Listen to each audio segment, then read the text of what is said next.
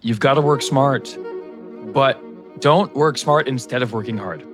Because then if somebody works smart and hard, they're going to murder you. So, Alain Nu, prolific mentalist, strip headliner, television show, what do you say, star. What was the show called again back in the day? Serious World of Alain Nu. The Curious World. And now Las Vegas resident and performer. You travel a lot over to the East Coast. I do Do a lot of travel. corporate work over there. And but the most interesting for us right now is your history as a young magician coming up in Baltimore or the Baltimore area. Yeah. And when I say Baltimore, that people's ears will prickle up because they remember something important about that area, which is the pig, There, Denny and Lee's magic shop. Denny. that was a Yeah, gift. I'm not calling Denny the pig. I remember the pig. He had a pet pig. It was amazing. Yes. So tell us about, give us an overview in case people don't know what this shop is about. Maybe newer magicians or people across the country. So, Denny was a Vietnam veteran and he spent his tour of duty in Vietnam, but he also spent an extra 6 years in Vietnam just living on the land and loving the people and all of that. And he was very affected by the Vietnamese in this kind of unusual way, considering that he was, basically being shot at by the Vietnamese a lot of the time. But he uh, he was such an interesting guy, and he was one of the best magicians in the Mid-Atlantic area. And whenever you spoke of the Denny and Lee show, you could hear there was like a real a real love for Denny and the magic that he did.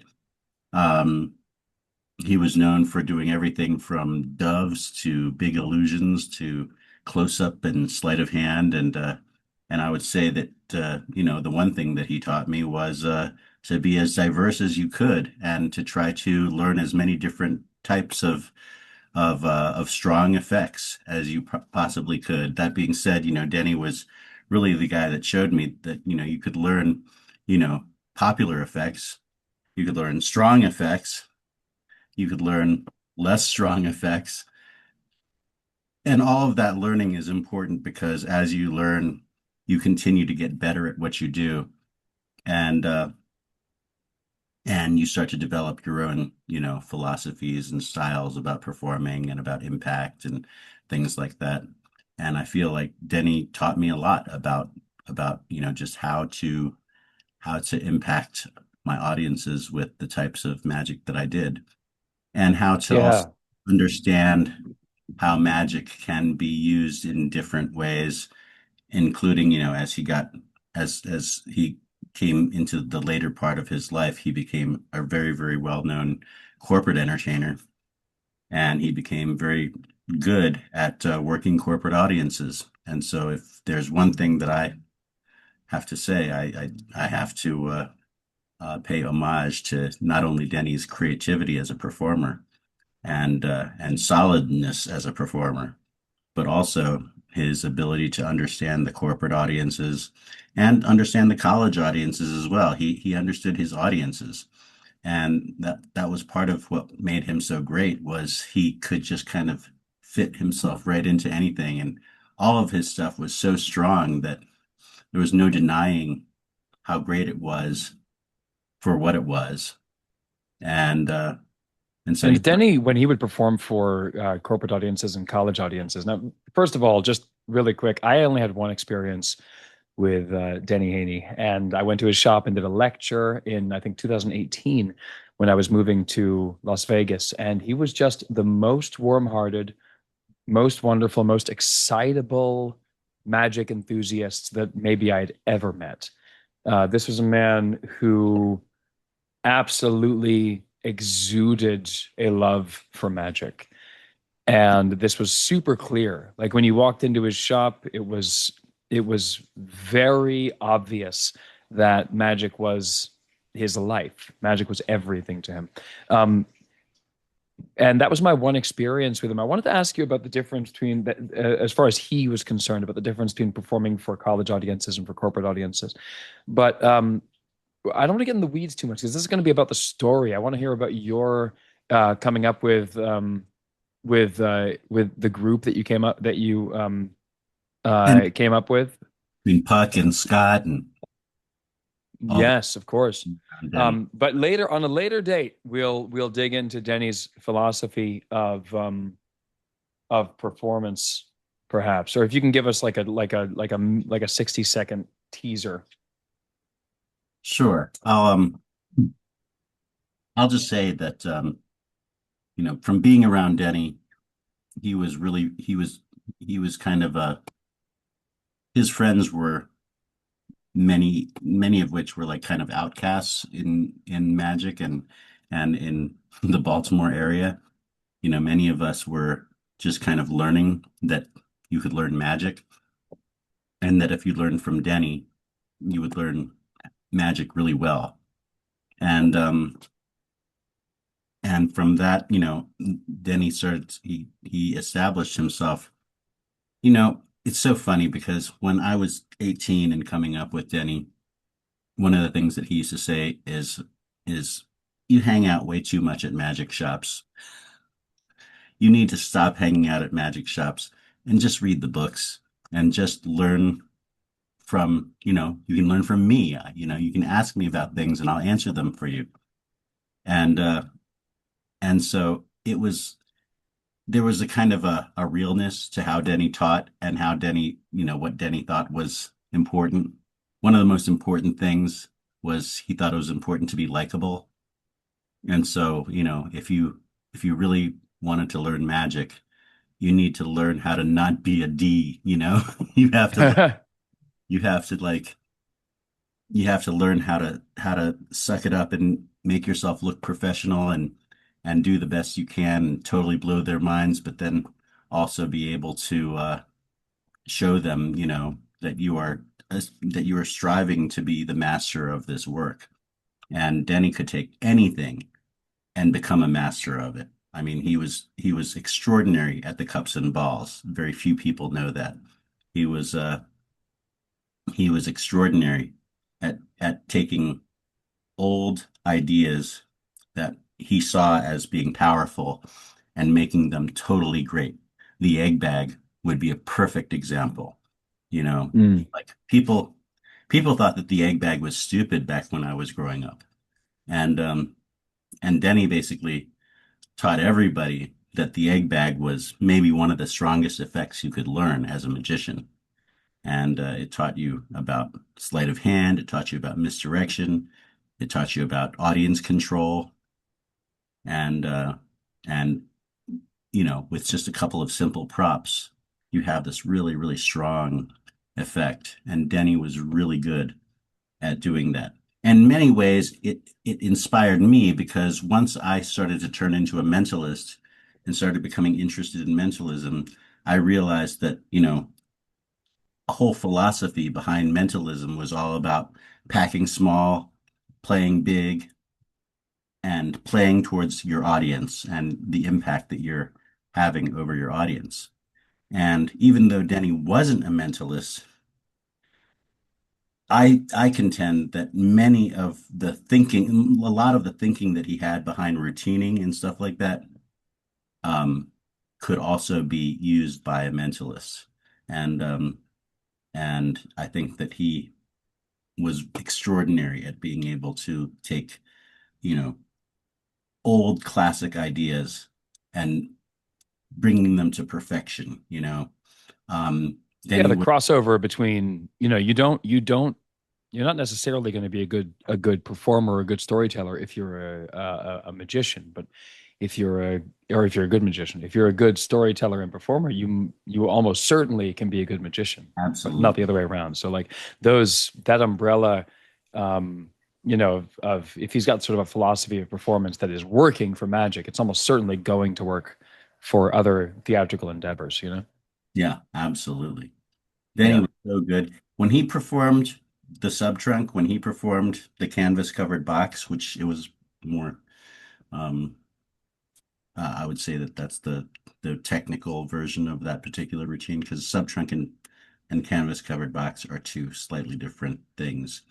Mm. But when he did the metamorphosis, it was like maybe one of the best metamorphoses you could ever see. And I'd even say that the Pendragons might even, it might be greater than even the Pendragons doing it. The Pendragons were very fast, but the way Denny did it was he laid out all of the safeties. He had let them examine the lid. He let them examine everything. Mm. Doesn't let them examine anything. You just assume that they are pulling off this great miracle. But with Denny, Yeah. it's like he's letting them examine every aspect of that routine. And it makes the routine more and more impossible. And then at the very end, when he does this quick change with Min, suddenly you realize it must have been so much easier, but how is it possible? Because the very end of that routine, that unless you've seen him before, you wouldn't know this. He basically he basically has two audience members on stage watching him outside of the trunk, and they've just wrapped the trunk and everything, including a canvas, and they've stretched the canvas across and over the trunk like a drum, and finally a curtain is wheeled around the trunk, and he says, "Ladies and gentlemen, I'm going to count to three, and you won't believe you, and when I count to three, you won't believe what you've seen for the rest of your life." And he jumps into the curtain, he goes one, two, and then Min comes out and goes three, and immediately she pushes back the curtain, and there's nothing but a canvas covered box behind inside the curtain. And then Wow. she has to like take the rope and and just unlace the rope.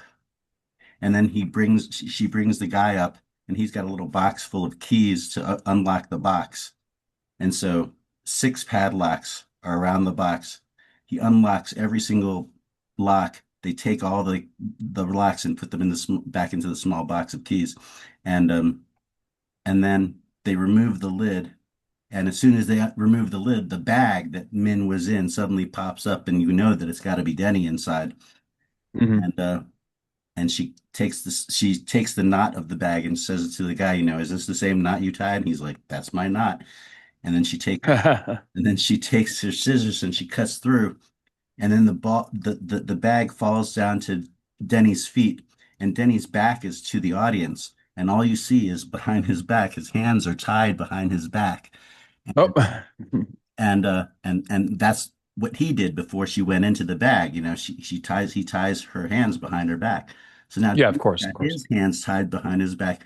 But you also realize that he was dressed as in a full tuxedo throughout the entire act. And now he's dressed in black and white, but the black and white is a head to toe jester's costume, like a joke. Mm. And she cuts through the knots in the backs of his hands, and he turns around, and as he turns around, he's got the bangles on, he's got this black and white outfit on, and when he turns around, he's smoking a lit cigarette, which if you Oh, if you're a friend of Denny's, you know that that's like his trademark almost. He like smokes. yeah. And so And it's funny because when the bag comes down, you can see like a little smoke coming out from inside the bag, and you're wondering, well, that's an interesting effect, But then when Yeah. he's smoking a lit cigarette at that point, it's like the audience literally just leaps to their feet. It's a very, very strange effect to feel compelled to give someone an automatic standing ovation, but that is what happens at the end of the Denny and Lee show. Everybody just leaps to their feet and they applaud, and it's just like this really festive, beautiful moment where he's smoking the cigarette, which is like his element, and then and and he shakes the hands of the guys who are up on stage watching this entire thing take place, and he sends them off, and then he brings Min on, and they grab hands and they make that final bow. And by then, the audience oftentimes are already on their feet. and it's just a really amazing moment. It's a Yeah, it sounds like a great routine with a bunch of little. Well, the kicker is the cigarette, and that's really delightful. exactly. Um, It's so funny because so that's tell kind of it. the end of his that was the end of his career was when cigarette smoking became passé in society, and kind of like it's not cool to like endorse smoking cigarettes, you know. Um, as soon Cigarettes are so cool. as soon as they realized that, you know, it's not cool to like endorse smoking cigarettes, Denny was just like, I quit. You know, he Well, would, there goes my kicker. yeah, exactly. It was like, there goes my Um, career, and I quit. Interesting. I didn't know that. Why would he quit being such a good performer? He knew Why that he would reached the height of his career, and he didn't think that he could get any better by removing that aspect of his show. It's kind of weird. so when he took the cigarettes out, he's like, no, the cigarettes are like who I am. Yeah. Well, on top of that, Min was ready to quit show business. Okay, okay. Well, so And anyway, tell us about your coming up in Denny's circles, and also tell us about the Lee part of Denny and Lee, because I don't shamefully I don't know the okay. history here. So Denny was a magician who, when you're an up and coming magician or you're a young magician growing up in the Washington, D.C. or Baltimore area, you would hear about the greatness of the Denny and Lee show. And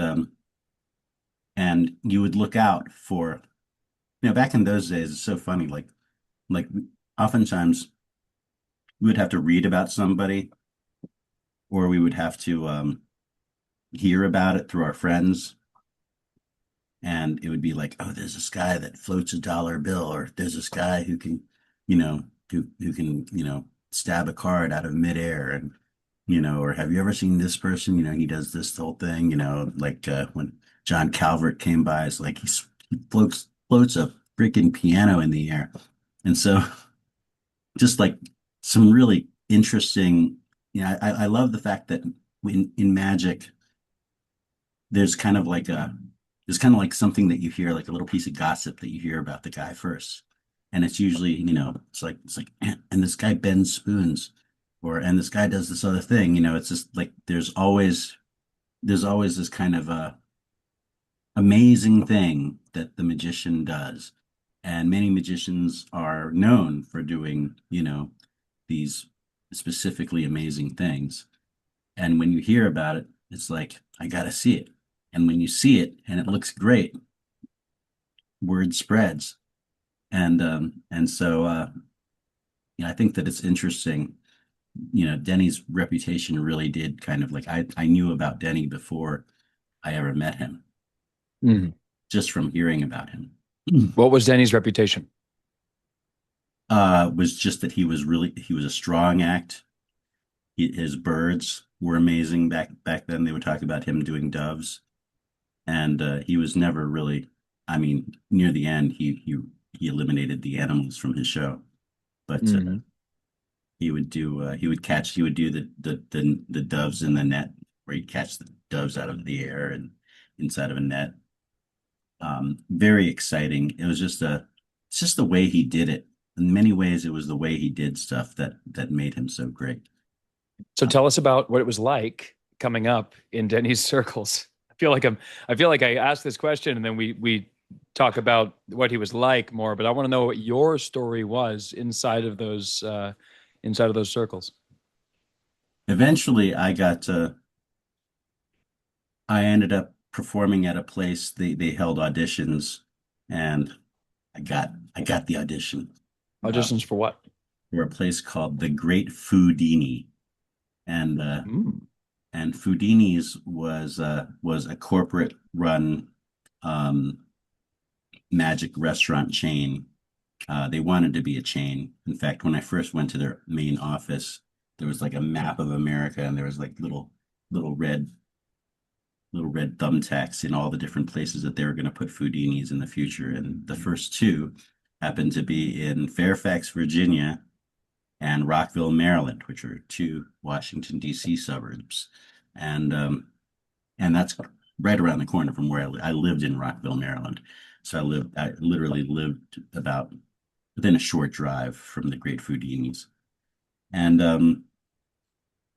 and so so when I started working there, I was working there with about 6 to 8 other really decent close-up magicians from the DC area. And then on top of that, we also had the Brook Farm Inn of Magic that was here in the DC area. I say here, Mm. but I'm in Las Vegas right now. Um, but in the DC area, we had like some really nice magic venues. And the Brook Farm Inn of Magic was run by Bob Sheets and Steve Spill. Um, and then the Brook Farm, and then what was it called? The Great Foudinis had a lot of the other magicians who you know found it more accessible to perform there than at the Inn of Magic. And the thing that Bob Sheets and Steve Spill was running was called the Book Farm of Magic. The Brook Farm Inn of Brook. Yeah, and Brook then Farm Inn of yeah, Magic. yes, Mm. because it was in an area. There was an area where I think something was called Brook Farm, and they took it. Mm. But later on, they just dropped Brook Farm and they turned it into just the Inn of Magic. Um, so these are all places that I've performed at and that I've, you know, shown myself at. And so one day, Denny ends up becoming that week's headliner. I think that they would bring somebody in for 2 weeks, and so Denny became the headliner for the next 2 weeks, and he was great, and it was all very basic stuff. Like it was like things like again like the egg bag and torn and restored newspaper, and then he would close with the multiplying bottles, which was amazing to watch. He was so good at the multiplying bottles that I just urge anybody to look up Denny performing the multiplying bottles. This is like I've never seen anything so deserving of like a standing ovation at the end than that. He did it so well. Also, incidentally, really interesting to hear, and I'm sure Denny, of course, has his own spin on all these things from doing them so much from his experience.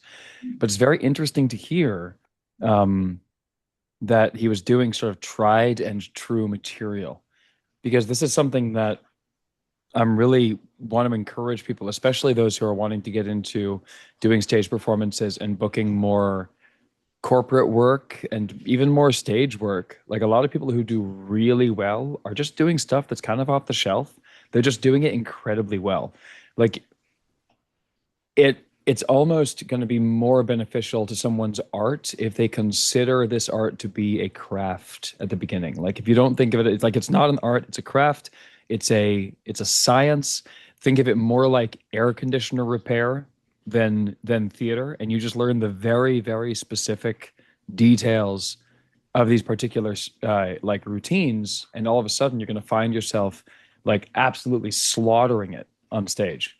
Like these On, things have a long history and all of it is available to you and you can purchase it and you have the right to if you're purchasing a script, you have the right to do that script, like it's wild. Like you can do it. Now Danny obviously had his own take on things, I'm sure, um but yeah, it's really interesting to think that he was just out there. Like your first impression of him was multiplying bottles, egg bag, cups and balls, things like that.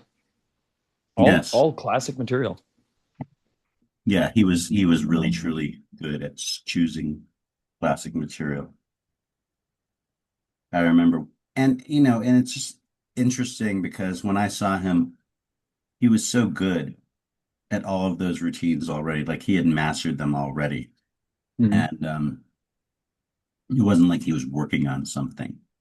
Um, I saw Denny. So you saw him at this venue. Yes. So I saw him, I met him at the Great Foodinis, and he was already successful. Like he was already like on the road constantly and had like an entire system built into place and stuff. And he happened to be looking for an assistant. And I said, so well, what does it take? And he goes, well, do you need to go out? Do you have a problem going on the road for long stretches of time? And I'm like, does that mean I get paid? And he's like, yeah, I'll pay you at the end. I mean, at first, I think he was paying me $100 a show. And then afterwards and then he raised me to 150 a show. And, and, I would literally, but we would be doing sometimes like 5 shows a week, So, I mean, it'd be like 4 or 5 shows a week.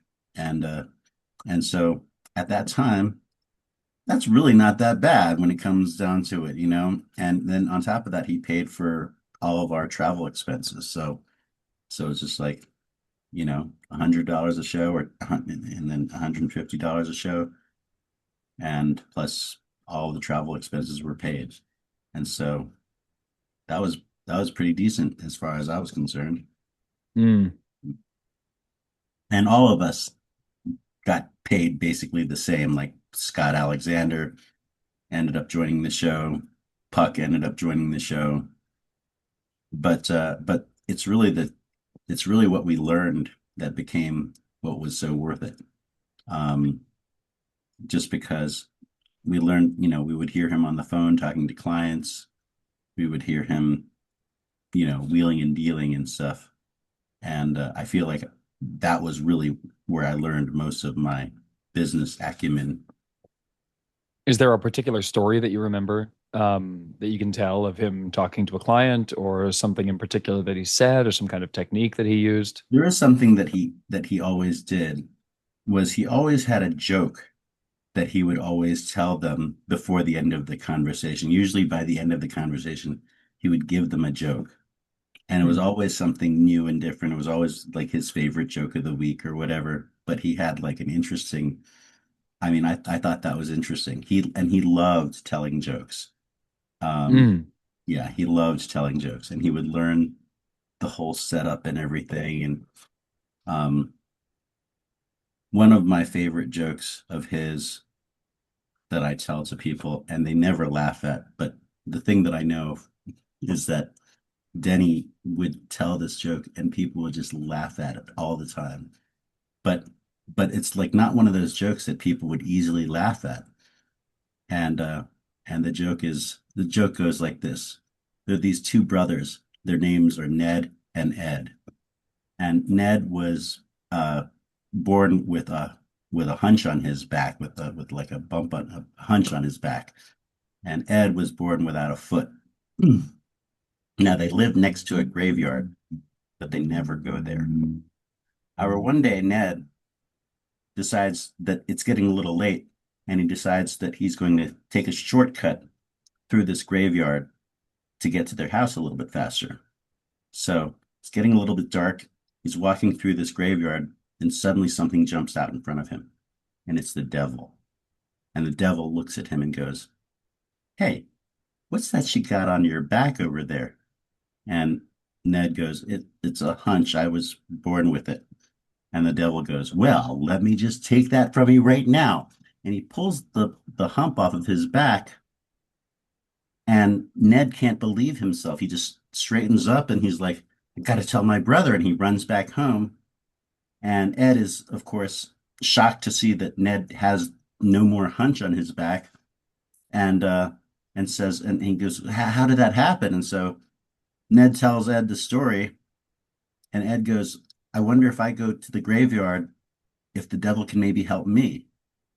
And so Ed, without a foot, decides to limp his way back to the graveyard at night. And again, devil jumps out in front of him, looks at him and goes, "Hey, what happened to your foot?" And Ed says, I was born without a foot, but hey, you don't happen to have an extra foot laying around that you can give me?" And the devil looks around and goes, no, but how about this lovely hump?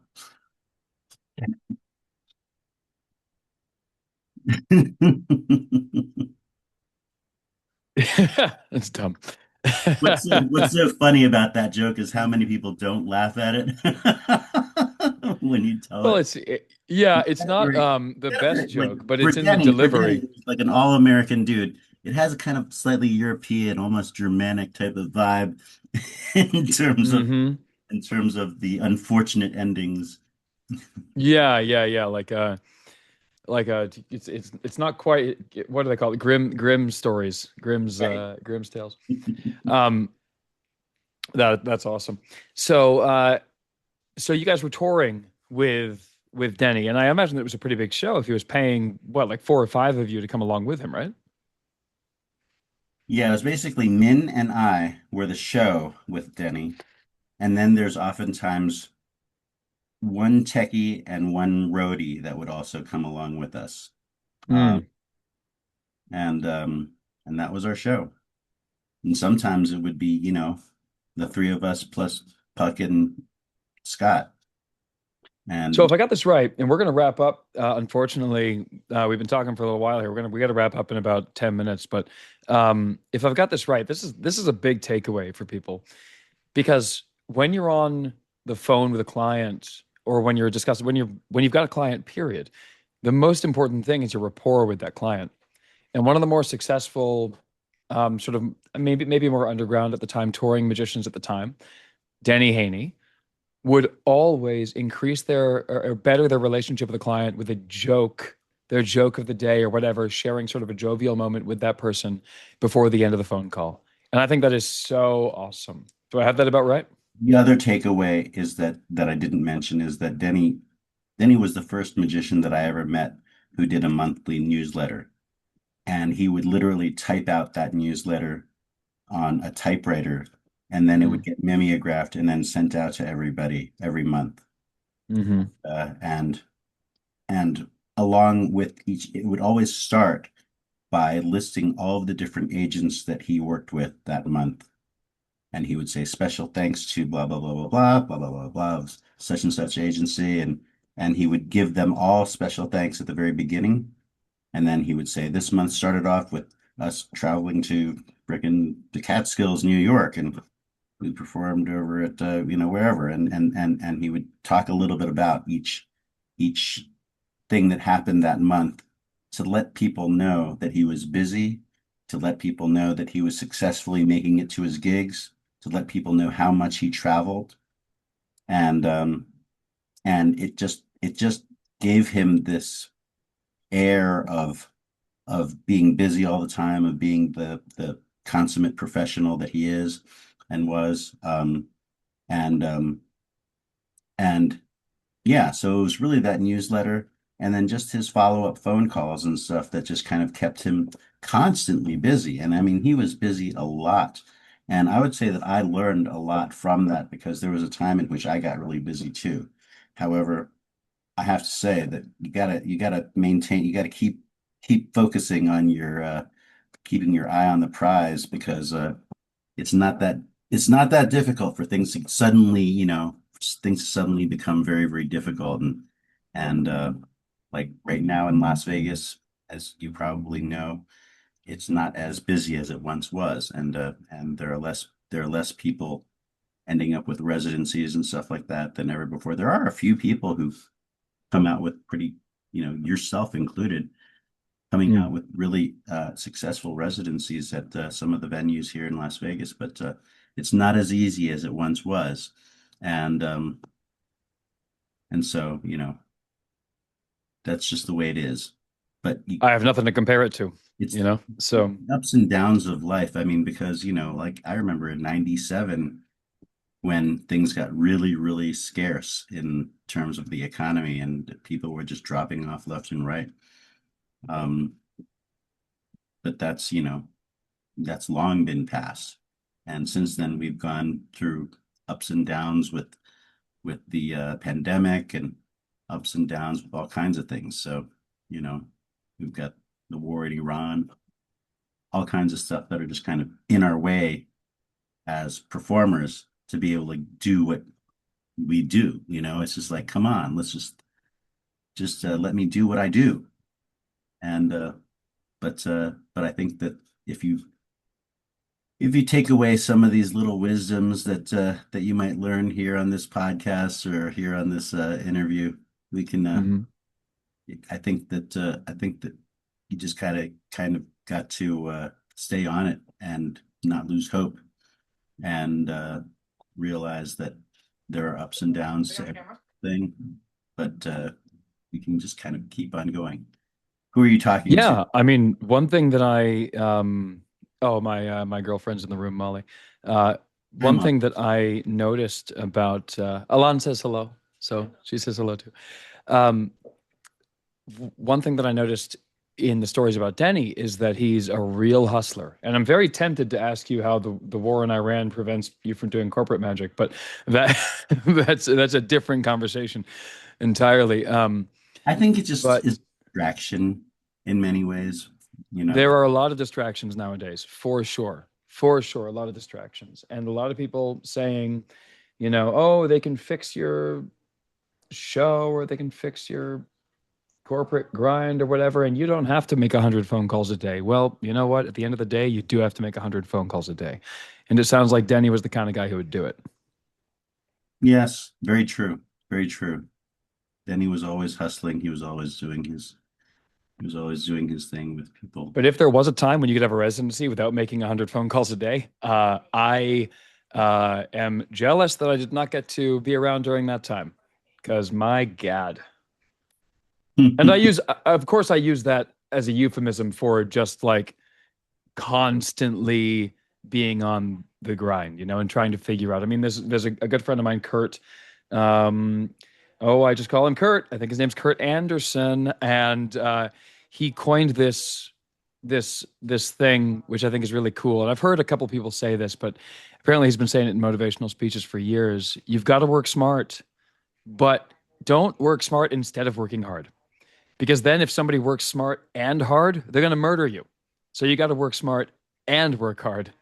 There's never a time where you're not going to be working hard. You just got to keep working smarter and you'll end up having more leverage and getting more done. Hmm. Unless you've reached some kind of satisfactory point in your career or your financial situation or whatever. But yeah, I mean, work hard, work smart, not hard is a recipe for doing okay. But if you want to do really well, work smart and hard. Words to live by, bro. For sure. For sure. It sounds like Denny did. He's sending out a newsletter starting with thanking all of the organizations that he's currently worked with. That he That's worked so with good. last month. Yeah, that's so good because then all of us, obviously, if I'm at X agency, I'm like, I want to be on that list. Of Hmm. course. Right. Of course. So good. So amazing. And so long as he comes across as likable and and with respect to everybody else in the business, as long as he kind of comes across as an insider, as soon as you feel like you're getting some inside scoop on the business, I feel like that was his way of kind of getting people to, look and listen. And that was Well, his. I think that is a wonderful I think that's actually probably a good place to call it. We can call this Alan and Denny part one because we're gonna have to because I think we barely scratched the surface and we just started talking about your touring with him with the group of people. And I'd like to know more about that group of people and I'd like to know more about your history with Denny and your mentorship because I would say that Denny was a mentor, yes? Absolutely. Yeah, great. So we will pick back up on that next time. And for right now, thank you for the words of wisdom and thank you for the time. All right. It was good to see you, Ken. Yeah, you too, man. Talk soon. Okay. Bye. Bye.